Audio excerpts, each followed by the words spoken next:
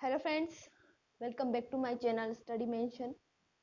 इस चैनल पे मैं एट्थ क्लास यानी कि माध्यमिक शिक्षा बोर्ड एट्थ क्लास की गणित पढ़ा रही हूँ। और इसके पहले मैं परिमेय संख्या जिसका फर्स्ट चैप्टर था, पहली प्रश्नावली थी, वो मैं कंप्लीट करा चुकी हूँ। उन वीडियो के डिस्क्रिप्शन में मैं लिंक दे दूँगी ताकि आप अपनी स्टडी को अच्छे से कंटिन्यू रख सके और आप लॉकडाउन के दौरान भी पढ़ सके।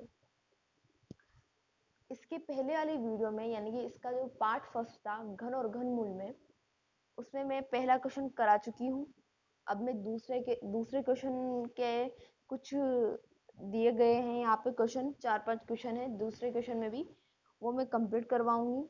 इसके अलावा अगर आपको मेरी वीडियो अच्छी लगे तो लाइक कीजिए, शेयर कीजिए, कमेंट कीजिए और मेरे चैनल को सब्सक्राइब कीजिए, बेल आइकन को प्रेस कीजिए ताकि आपको आने वाले नोटिफिकेशन और अपडेट आपको मिलते रहे।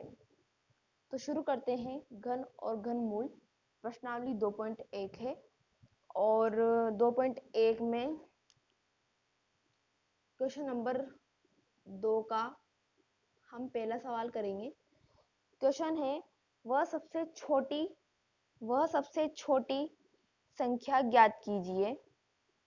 वह सबसे छोटी संख्या ज्ञात कीजिए जिससे निम्नलिखित संख्याओं को गुणा करने पर पूर्ण घन प्राप्त हो जाए। मैंने आपको बताया था पहले कि पूर्ण घन कैसे प्राप्त होगा।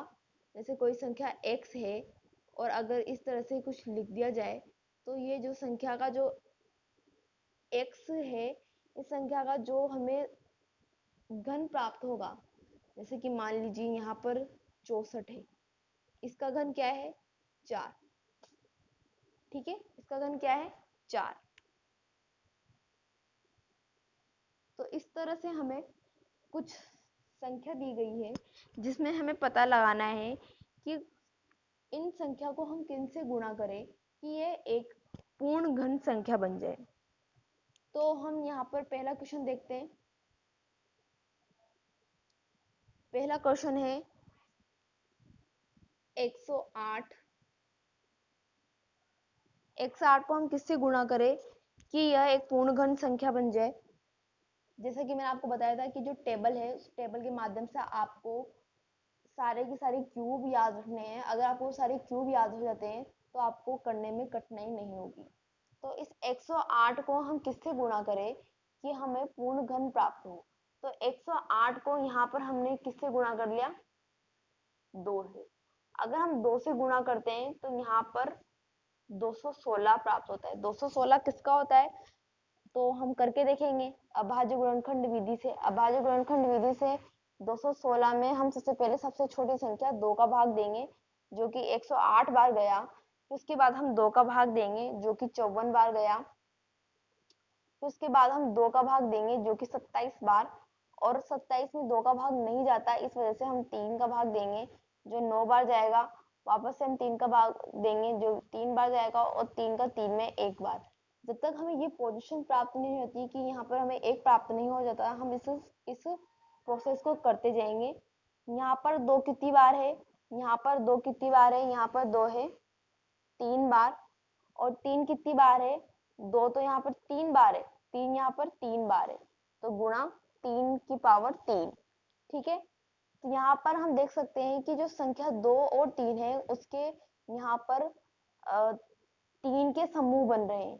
3 के समूह बनने के कारण यह एक घन संख्या बन जाती है। यानी कि 108 को, जो कि एक घन संख्या नहीं है, उसे 2 से गुणा करने पर 216 प्राप्त हुआ। 216 प्राप्त होने पर जब हमने अभाज्य गुणनखंड विधि से इसे इस प्रोसेस से करा तो यहाँ पर 2 के 3 जोड़े और 3 के भी 3 जोड़े प्राप्त हुए जो कि घन को दर्शाती है। अर्थात जिन जिन संख्याओं के जोड़े 3 हो वही संख्या घन होती है, बाकी कोई नहीं होती। अगर मान लो यहाँ पर 3 होता, यहाँ पर 3 गुणा में 3 होता तो वो गलत माना जाता, क्योंकि यहाँ पर इस 3 का कोई 3 क्यूब नहीं है, यानी कि यहाँ पर 3 बार नहीं है, यहाँ 3 एक्स्ट्रा में आ गया, इस वजह से ये नहीं है। परंतु हमें यहाँ पर 2 और 3 के 3 समूह मिल गए हैं, इस वजह से यहाँ पर जो 216 है वह एक घन पूर्ण संख्या है। तो यहाँ पर हम लिख सकते हैं कि यहाँ पर 108 को 2 से गुणा कर दिया जाए तो हमें 216 प्राप्त होता है। 216 को अभाज्य गुणनखंड विधि से करने पर 2 के 3 जोड़े व 3 के 3 जोड़े प्राप्त होते हैं, अतः यह एक घन पूर्ण संख्या है। इसका दूसरा सवाल है, दूसरे सवाल में हम देखते हैं कि दूसरा सवाल क्या है। 500 को ऐसी कौन सी संख्या से गुणा करें हम कि यह एक घन मूल संख्या बन जाए। तो 5 को यदि हम 2 से गुणा करें, जैसे कि आप 500 को हमने 2 से गुणा करा तो यहाँ पर क्या आया, यहाँ पर आया 1000। अब 1000 को हम अभाज्य गुणनखंड विधि से करते हैं तो हम देखते हैं 1000 में किसका भाग चला जाएगा, 2 का भी जा सकता है, 10 का भी जा सकता है, किसी का भी जा सकता है। ठीक है, तो सबसे पहले हम यहाँ पर 10 का ही ले लेते हैं क्योंकि यहाँ 10 का आराम से जा रहा है। 10 में एक बार 1 ढाई 10 और दोनों जीरो नीचे आ गई। फिर उसके बाद वापस से 10 का दिया तो 10 बार, 10 का 10 में एक बार, हमें सिचुएशन प्राप्त हो गई। 10 कितनी बार आए यहाँ पे, 10 यहाँ पर आए 3 बार, यानी कि हमें 10 के 3 समूह मिल गए हैं। इस वजह से ये एक घनमूल या घन पूर्ण संख्या हो चुकी है। ठीक है,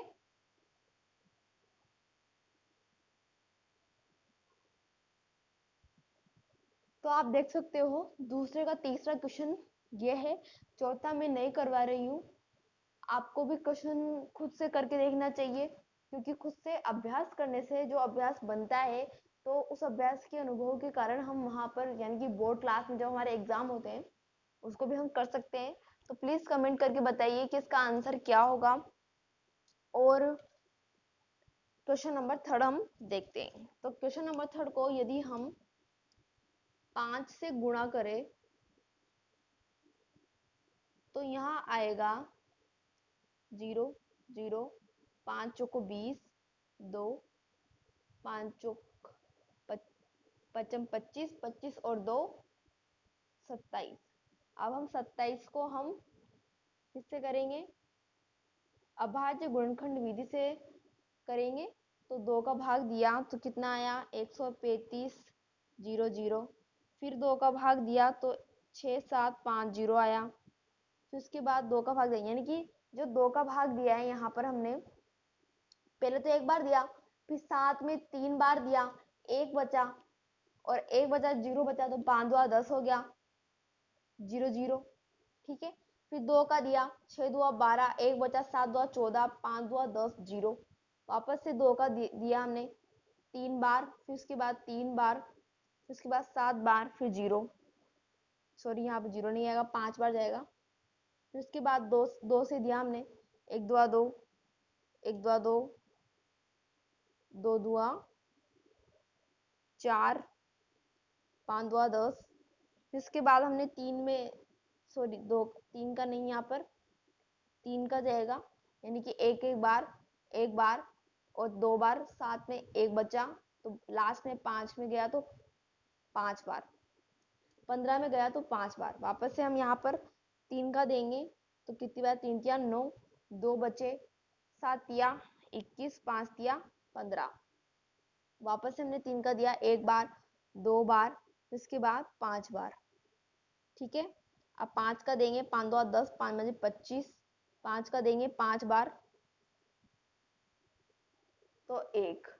ठीक है, अब हम देखते हैं यहाँ पे कि 5400 को हमने किससे गुणा करा है। यहाँ पे 5400 को हमने किससे गुणा करा, 5 से गुणा करा तो कितना आया हमारे यहाँ पर आंसर 27000। 27000 को हमने गुणनखंड विधि से करा और गुणनखंड विधि से करने के बाद हम देख सकते हैं यहाँ पर 2 के 3 जोड़े, 3 के भी 3 जोड़े और 5 के भी 3 जोड़े, यानी कि 2 के 3 जोड़े प्राप्त हुए और 3 के कितने हुए यहाँ पे 3 जोड़े और 5 के कितने जोड़े हुए हैं यहाँ पे 3 जोड़े। यानी कि हम कह सकते हैं, यानी कि हम कह सकते हैं कि यहाँ पर हमें 2 3 5 के 3 जोड़ों का समूह मिला, इस वजह से यह एक घन पूर्ण संख्या हो चुकी है, यानी कि 27,000 क्या है, एक घन पूर्ण संख्या। तो अगला क्वेश्चन है यहाँ पे क्वेश्चन नंबर 3। क्वेश्चन नंबर 3 का यहाँ पे हम देखेंगे पहला क्वेश्चन। पहले क्वेश्चन में संख्या है 24। इस संख्या में हम किसका भाग दें कि एक पूर्ण घन संख्या बन जाए। तो अगर हम 24 में यदि हम 24 में हम भाग दे किसका, 3 का, तो कितना आएगा, 8। अब 8 को हम अभाज्य गुणनखंड विधि से करेंगे, तो 8 हम यहाँ लिख देंगे। अभाज्य गुणनखंड विधि से 2 का भाग देंगे 4 बार गया, फिर 2 का भाग देंगे 2 बार गया, फिर 2 का भाग देंगे 1 बार गया, यानी कि यहाँ 2 कितनी बार है, 3 बार।